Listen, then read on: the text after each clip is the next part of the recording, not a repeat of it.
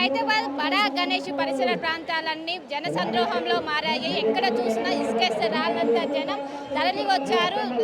నిమజ్జనానికి కేవలం 2 రోజులు మాత్రమే సమయం ఉండడంతో పెద్ద ఎత్తున తరలి వస్తున్నారు.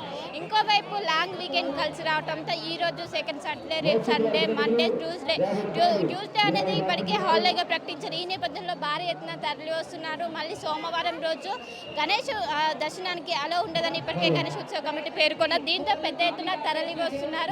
మార్నింగ్ 6 o'clock నుంచి పెద్ద ఎత్తున తరలి వచ్చి లక్షల సంఖ్యలో తరలి వచ్చి ఆ గణనాథుని దర్శించుకుంటున్నారు. ఈ రోజు దాదాపు 2 లక్షల మంది ఆ గణనాథుని దర్శించుకునే అవకాశం ఉందని ఇప్పటికే ఒకవైపు ఉత్సవ కమిటీ అంచనా వేసింది. సో మనం చూసుకోవచ్చు ఆ గణనాథుని రూపం ఈసారి 70 సంవత్సరాలు పూర్తవడంతో 70 అడుగుల ఎత్తున ఆ భారీ గణనాథుడు దర్శనమిస్తున్నారు. ఎక్కడ చూసినా ఒక భక్తుల కోలాహలంగా మారిందని చెప్పుకోవచ్చు. ఎక్కడ చూసినా భక్తులు వచ్చి ఆ గణనాథుని దర్శనం కోసం వేచి చూస్తున్నారు. మొత్తం మీద ఎక్కడ చూసినా ఇసుకేసి రానంత జన సంద్రోహంగా ఖైరతాబాద్ బడా పరిసర ప్రాంతాలన్నీ కూడా ప్రస్తుతం కనిపిస్తున్నాయి. ఎక్కడ ఎవరి నోట వినా జై బోలో గణేష్ మహారాజ్కి జై అనే నినాదం మాత్రమే ఇక్కడ వినిపిస్తుంది. గణనాథుని కింద రాహుకేతు కావచ్చు, అయోధ్య బాలరాముడు స్పెషల్ అట్రాక్షన్ గా మారారని చెప్పుకోవచ్చు.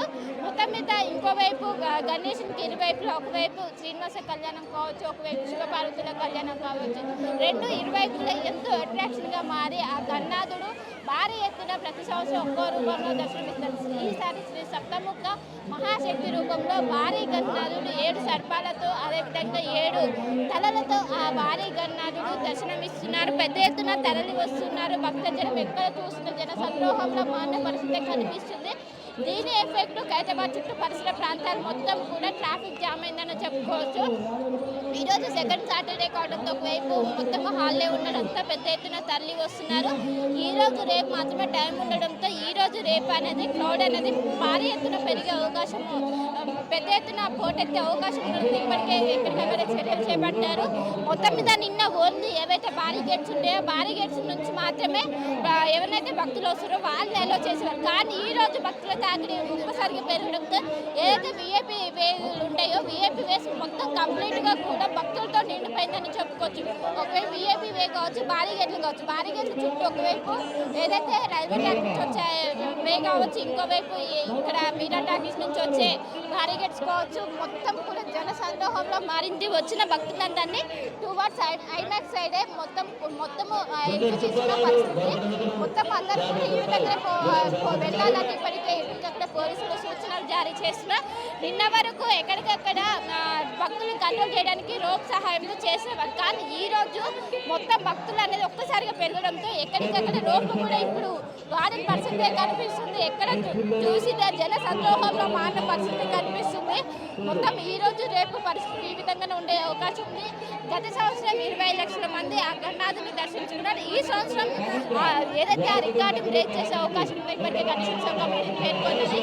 మొత్తం మీద వచ్చిన భక్తులకు ఎలాంటి ఇబ్బందులు కాకుండా ఈ రోజు మొత్తం జన సందోహాలు మారడంతో ఎక్కడికక్కడ స్థానిక పోలీస్ స్టేషన్లో మానిటరింగ్ చేస్తున్నారు. సీసీ కెమెరాస్ ఏర్పాటు చేసి మొత్తం మీద మహిళల కోసం స్పెషల్ టీమ్స్ ఏర్పాటు చేసి ఎలాంటి ఆకతాయిలకు చోటు ఇవ్వకుండా భారీ ఎత్తున ఏర్పాట్లు చేశారు. మొత్తం మీద మనం చూసుకొచ్చి వచ్చిన ప్రతి ఒక్కరూ ఆ గణనాథుని మొత్తం ఫోన్లో బంధించుకొని వెళ్తున్న పరిస్థితి కనిపిస్తుంది. ఎక్కడ చూసినా గణనాథుని మొత్తం పరిసర ప్రాంతాలన్నీ కూడా మారిపోతున్నాయని చెప్పుకోవచ్చు. ఒకవైపు నిమజ్జనం మంగళవారం కావడం ఇప్పటి నుంచి ఒకవైపు అన్ని ఏర్పాట్లు చేస్తున్నారు. నిమజ్జనం సంబంధించిన ఏవైతే ప్రక్రియలు ఉంటే ఒకవైపు లస్కర్ వాహనం కావచ్చు, గణనాథునికి ఇరువైపు ఏవైతే కర్రలు కావచ్చు, కర్రలు తొలగింపు అన్ని ప్రక్రియ మొత్తం సోమవారం నుంచి మొదలు కానుంది. మొత్తం మీద భారీ ఎత్తున గణనాథుని దర్శనం అనేది కొనసాగుతుంది. ఈ సంవత్సరం ఎక్కడ చూసినా ఈ సంవత్సరం పెద్ద ఎత్తున ఆ గణనాథుని దర్శించుకోవడానికి చిన్నపిల్లలతో సహా కుటుంబ సమేతంగా వచ్చి ఆ గణనాథుని దర్శించుకుంటున్నారు. ప్రతి చోట కూడా మొత్తం దేశవ్యాప్తంగా ఎన్ని గణనాథులు ఉన్నా మనకు ఖైరతాబాద్ బడా గణేష్ అనేది చాలా ప్రత్యేకం. దీంతో పెద్ద ఎత్తున తరలి వస్తున్నారు.